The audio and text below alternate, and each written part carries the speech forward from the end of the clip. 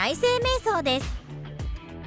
あまり聞き慣れないかもしれませんが、実は私たちにとって最も身近な瞑想と言えるかもしれません。いわゆる一人反省会のようなイメージです。この瞑想は誰でもできる反面、気づきの力がすごく問われます。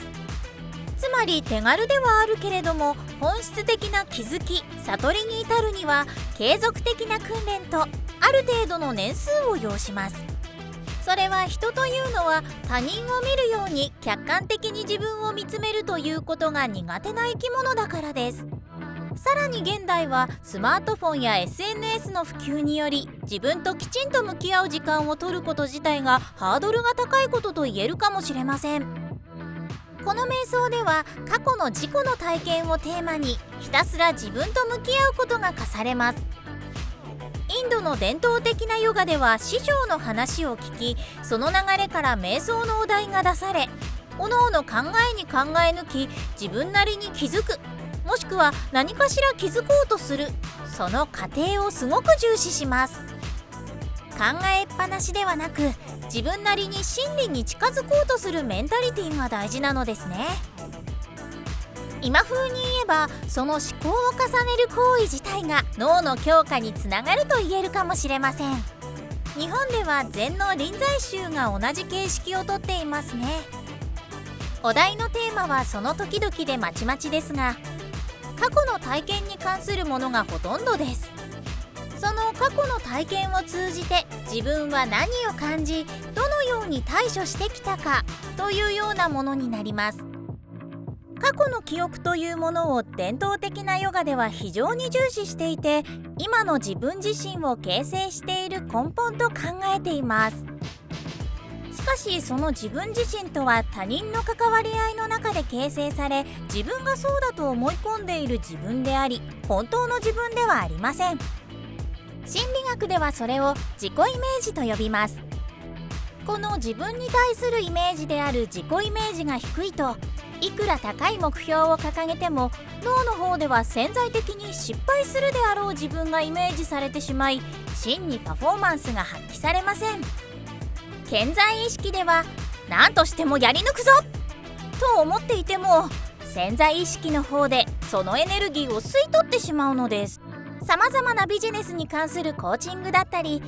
ダイエット指導を受けたとしても結局失敗に終わってしまうのは、この自己イメージの低さが関係していると考えられています。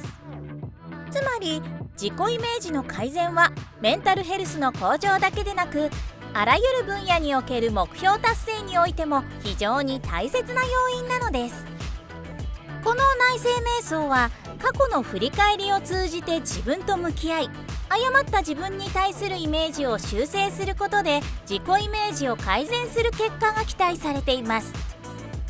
しかしそれには気づきの深さが必要になってきます。それを得るにはただひたすら座り続け、自分と向き合うしか方法はありません。今回ご紹介した3種類の瞑想の中で最も簡単そうで最も難しいのがこの内省瞑想と言えます。しかし本格的な心理または心理探求には欠かせません。実際ヒマラヤのヨガ行者たちが最も時間をかけて瞑想をしてきたのがこの内省瞑想です。マインドフルネスは今この瞬間にフォーカスしているため、今現在のメンタルコントロールや気分の好転には効果的ですが、メンタルを悪化させている根本原因であるストレス源や自己イメージの改善までは網羅していません。しかし雑念にいち早く気づき、また集中し直すという脳の習慣は瞑想を行う上で必要不可欠な要素であることは間違いありません。また初めにご紹介した集中瞑想も瞑想を行う上での基礎力の養成という意味では、これもやはりなくてはそもそも瞑想自体が行えません。そう考えると内省瞑想を行うためのステップアップとして集中瞑想とマインドフルネス瞑想があるとも言えます。実際伝統的なヨガの中高の祖と呼ばれるパタンジャリが編纂したヨガの経典ヨーガスートラでもそのような位置づけで体系づけられています。瞑想に関して詳細な説明となるとどうしても内容が難しくなってしまいますが、より詳しく知りたい方は当研究所の辻が音声配信でそうしたやや難解なテーマを取り扱っていますので、興味がある方はぜひそちらの方も聞いてみてください。今後も定期的にこうしたヨガや脳に関する解説動画を上げていきますので、もしよろしければ高評価、チャンネル登録、X のフォローをどうぞよろしくお願いします。それではまた次の動画でお会いしましょう。